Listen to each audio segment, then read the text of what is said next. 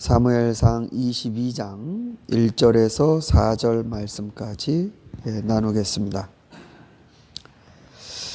다윗은 거기에서 떠나 아둘람 굴 속으로 몸을 피하였다. 그러자 형들과 온 집안이 그 소식을 듣고 그곳으로 내려가 그에게 이르렀다.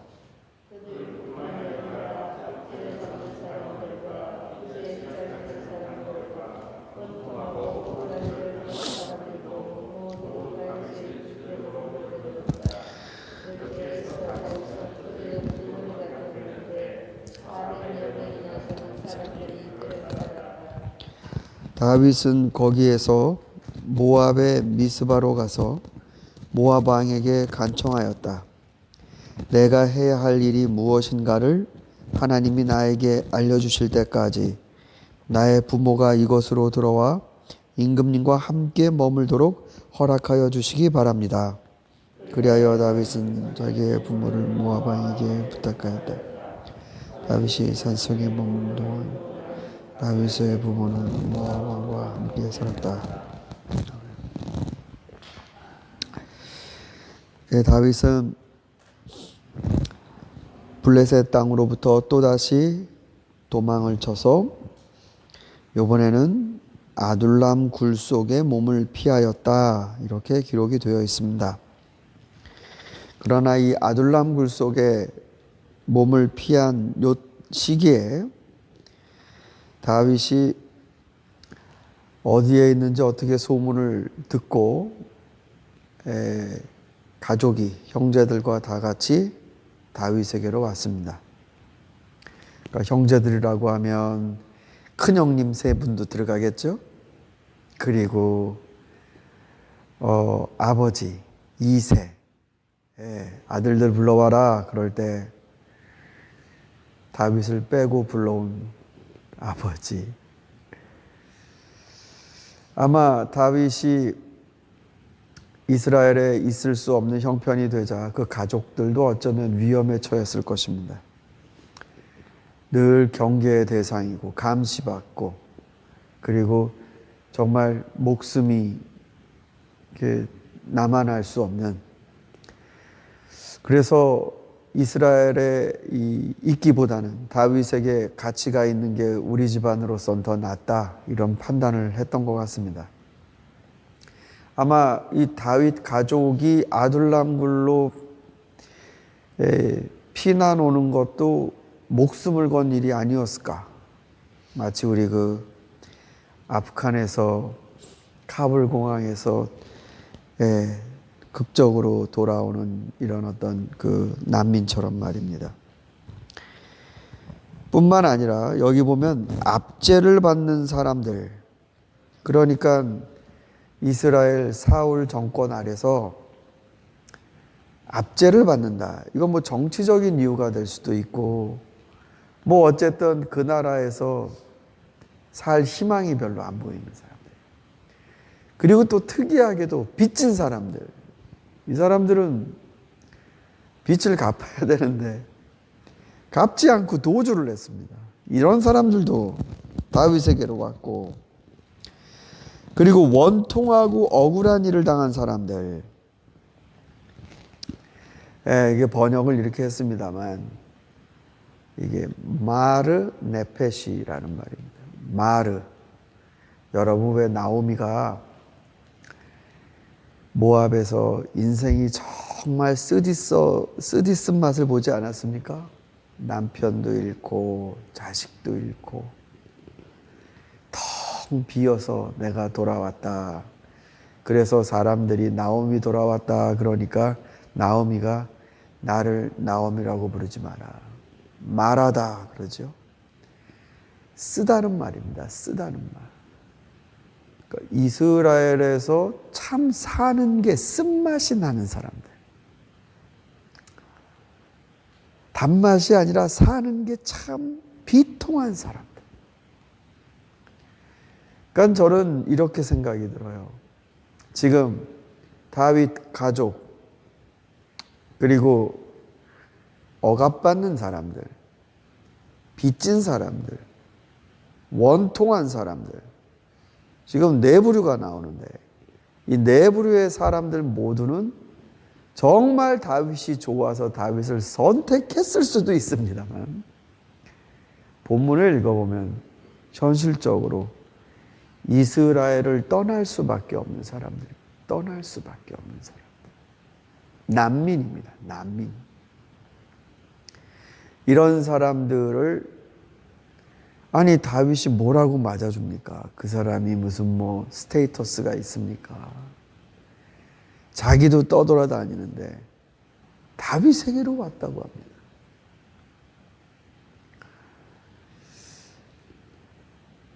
내가 고통받는 현실을 피하고자 다른 곳으로 옮길 때 다른 곳은 정말 괜찮냐가 중요하지 않습니까? 여기랑 똑같은 곳이면 그게 뭡니까? 다윗에게로 갔습니다. 다윗에게로. 이 400명이나 되는 사람들이 잘 살았을까요? 나중에 우리 사무엘상 마지막에 보면 이 사람들이 그래도 이스라엘보다 낫다라고 생각하는 적도 있었고 다윗을 선택한 게 너무나 잘못됐다라고 생각하는 적도 있고 다윗 때문에 이렇게까지 고생하게 될 줄은 몰랐다라고 하면서 다윗을 죽이려고도 한 적도 있습니다. 요 400명의 무리는 또 어떤 삶을 살게 될까? 이 사람들도 역시 하나님 안에서 드라마를 경험하게 됩니다.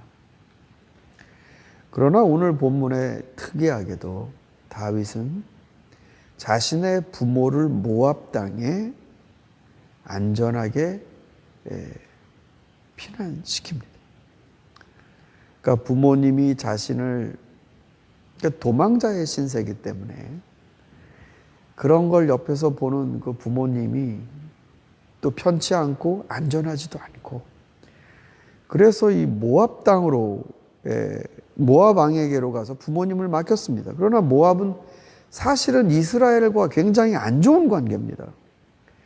사울이 초반기에 자신의 왕권을 보여주기 위해 전쟁한 민족이 바로 모압이었습니다. 그래서 아주 박살을 냈었습니다. 그러니까 모압은 이스라엘 하면 이를 갈지요. 그런데 이스라엘의 장수가 온 겁니다.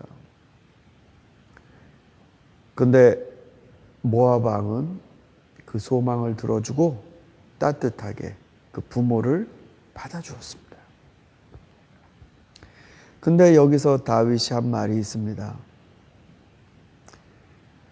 폐하, 제가 하나님이 나에게 뭘 맡기실지 알 때까지 하나님이 나에게 뭘 하기를 원하시는지 알 때까지 저희 부모님을 좀 의탁하려 합니다. 이게 다윗의 표현이었습니다. 여러분, 지금 다윗의 형편이 굉장히 쫓기는 신세고 남을 책임질 신세가 아닙니다. 그럼에도 불구하고 다윗의 내면 안에 있는 게 지금 표현된 겁니다. 자신은 지금 모르겠어요. 내가 뭘 해야 되는지. 뭘 해야 되는지. 여러분 같으시면 어떻게 하겠습니까?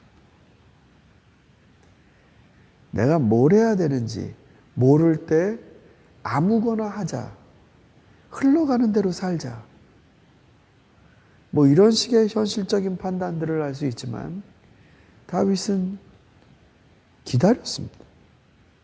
하나님이 나에게 무엇을 하라고 말씀하실 때까지 자기 눈에 보는 대로 감정에 북받치는 대로 자 이제 내가 사울의 집안과 무슨 상관이냐 끝장내겠다. 아니면 아예 인연을 끊고 내가 이스라엘과는 등지고 내 원수의 나라로 생각하고 난 이제 블레셋의 병사가 되겠다. 나는 모압의 용사가 되겠다. 감정적인 판단을 하지 않고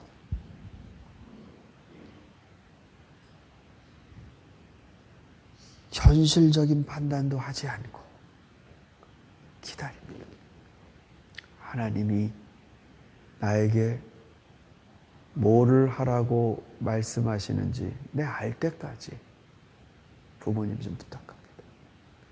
이게 1, 2년에 아니 뭐 일주일, 2주일 기다리면 나온다는 답이 아니잖아요. 다윗은 나중에 이 사무엘 상이 끝날 때까지도 이 삶을 살아요. 계속. 그러다가 그냥 광야에서 먼지밥 먹으면서 사는 사람으로 끝나버려도 이거 뭐 대책이 없게 그냥 그렇게 삽니다. 주님이 나에게 정말 뭐 하기를 원하시는지 내가 알 때까지.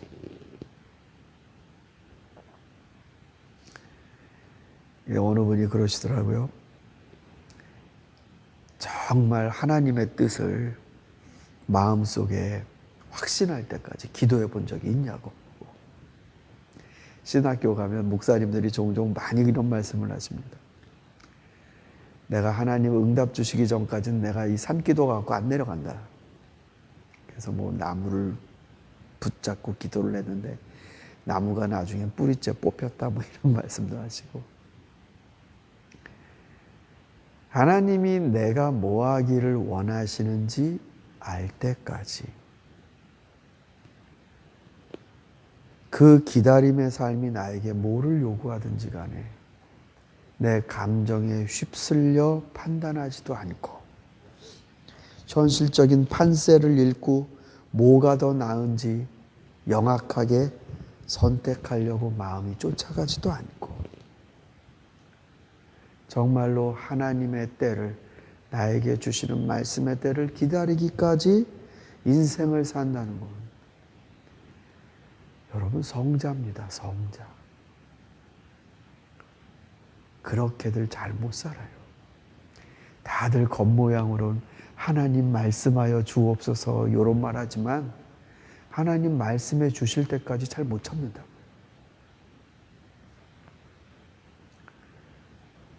사랑하는 성도 여러분, 여러분이 주님 앞에 나오실 때 하나님의 응답과 주님이 여러분에게 무엇하기를 원하신다라는 그 신호를 여러분이 들으셔야만 한다면